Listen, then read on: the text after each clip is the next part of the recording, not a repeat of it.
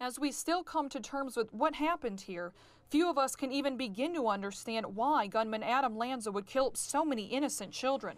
But many point to mental illness as a possible answer. Well, we start with that breaking news on the Aurora shooting investigation. Suspect James Holmes back in courtroom this afternoon. His attorneys making the surprise announcement that their client is mentally ill. As soon as I read about Chattanooga, for example, and you read about Aurora, Colorado, a lot of it is this mental illness. I mean, these are people who have gone untreated, who have somehow fallen through the cracks. I mean, I looked at horror and read the stories of Craig Deeds being stabbed by his son because he couldn't get him into an emergency bed in a hospital. After that happened, I told our folks in Ohio, we're going to have emergency beds. We are going to treat the mentally ill. So a big part of this problem is very unstable people. And there's others there that are they have been captured by the horrific nihilists of the Islamic State or other radical extreme Islamists, and they think that they're doing a service, and they are so terribly, terribly mistaken and maybe even deranged. And if I remember rightly, there are some politicians who claim to be pretty motivated to address this problem. This isn't guns. This is about really mental illness. In many of these shootings, we have people who have mental disturbances. Do we need to do a better job in mental health? You bet we do. Most often, it's usually really sensationalized. And so, like, I think the movie Split has just come out. We're going to watch it next week. I haven't seen it yet. But that's an example of like dissociative identity disorder that gets used a lot in different sort of movies and television, and really gets ramped up in ways that are good for drama and suspense and entertainment, but perhaps lacks in terms of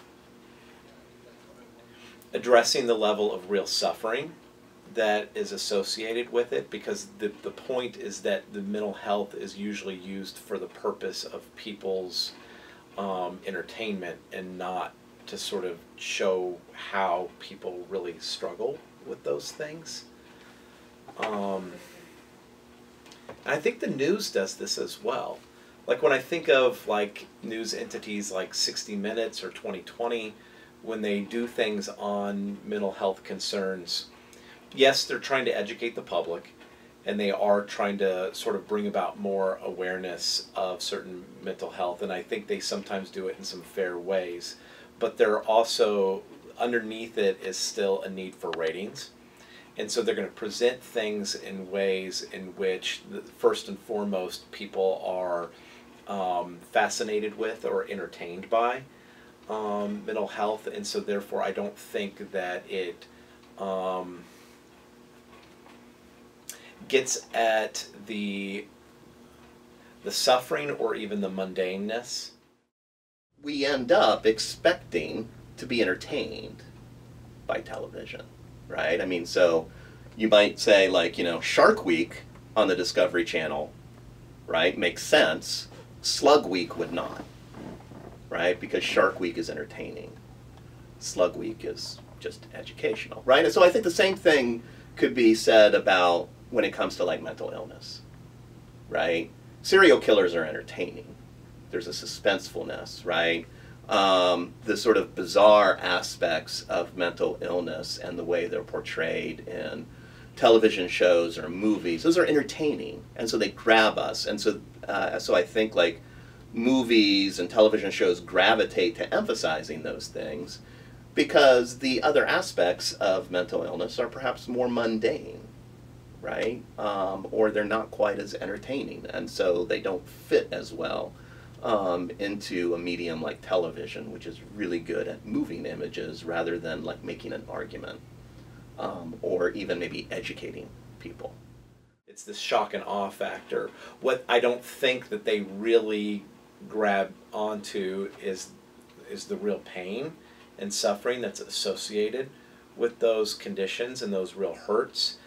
They only show one side of it, which is the side that makes the viewer kind of go, "Ooh, that's weird."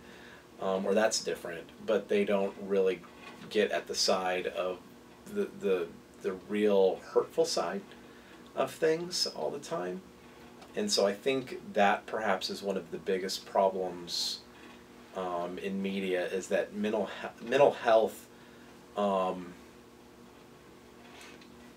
affects people in just a plethora of ways, and often in some really tragic ways, and also in systemic ways.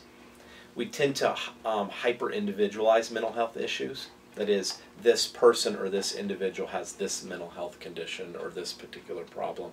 This person is depressed, this person is anxious, this person is suffering from schizophrenia, whatever.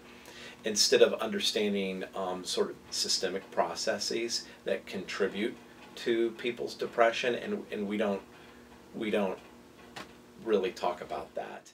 Surveys show that 61% of Americans believe that people with schizophrenia are violent towards others, and 50% describe them as unpredictable.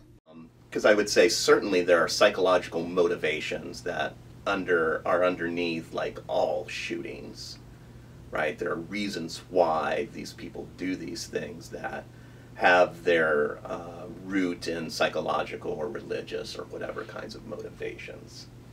Now, I mean, the question is, like, how many times are these shootings occurring when, in fact, this is a person who is, like, legitimately diagnosed with an illness, is the question. And there are certainly examples of shootings like that.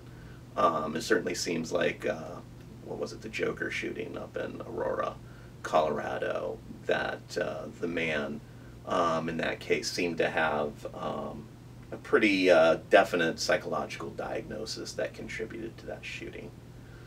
I think, though, that the majority of shootings are not done by people with diagnosable mental illnesses, would be my, at least, initial argument. I am all for anybody saying that we need to use tax money and create better legislation to pour resources into advocating for helping people with mental health concerns. What I am not for is only making those statements to combat a gun control argument, because you're using this as leverage to maneuver away from concerns about violence rather than advocating for it in its own right. The day before Sandy Hook occurred, we had bad mental health issues, and nobody was advocating, I shouldn't say nobody, very few persons, and particularly those persons, those politicians who were advocating for mental health concerns the day after, were advocating for pouring money and resources into mental health the day before. But the second that could be used to deflect against gun control, that's when they started bringing that up. And it enraged me, because we need people to be concerned about mental health issues in and of themselves, but we can't be doing it to sort of play this game of using that on either side of other particular political issues. Even though the media tends to sensationalize mental health in its portrayal in TV shows and movies, there are still some that give a pretty fair representation of what it's like. Shows like This Is Us, for example. This week's episode of This Is Us highlighted an important topic of panic attacks, and it got viewers talking about what the show did and didn't get right about anxiety. About 6 million adults in the U.S. experience a panic disorder in a given year, according to the Anxiety and Depression Association of America. On the show, and don't worry, we won't spoil anything major here, Randall, played by actor Sterling K. Brown, experiences a panic attack, also sometimes called an anxiety attack. Many viewers shared their own experiences with anxiety or mental illness and were able to sympathize with the character. Another show that does a fair representation of mental health in its portrayal is Degrassi. Degrassi has a long history of getting mental illness right. In the 1980s, the series ventured into uncharted water, showing depression leading to suicide and a character with an eating disorder. In the 2000s, Degrassi explored eating disorders again, along with depression and bipolar disorder twice, and most recently included the death and suicide of a beloved character, What made this character's story so important to tell was that this character, who was a teen, who was athletic, popular, got good grades, had a girlfriend, was not the stereotypical face of depression, reinforcing that the disease can truly affect anyone. You're the Worst is another show that highlights mental illness. Fans of this show were shocked this season when main character Gretchen began sneaking out in the middle of the night to go cry in her car. Gretchen eventually revealed her clinical depression diagnosis, with her life slowly becoming consumed by her illness. You're the Worst didn't gloss over the effects of depression, highlighting the toll it takes not on only one person suffering, but those around them as well. The season did end on a high note, however, but not before showcasing what it really feels like to live with depression. And lastly, A Beautiful Mind. A Beautiful Mind is an accurate take on mental illness for many reasons. John Nash's character is relatable. He's not depicted as a monster, as those with paranoid schizophrenia often are. He is an awkward, sweet, and very smart man who is forced to watch his relationships crumble, and the people he loves get hurt as a result of the mental illness that he cannot control. The focus of the film is not entirely on how hard it is for families of mentally ill people, though. The film provides an internal and honest interpretation of John's feeling and suffering, and is sympathetic towards him. It's not as if she were a maniac, a raving thing.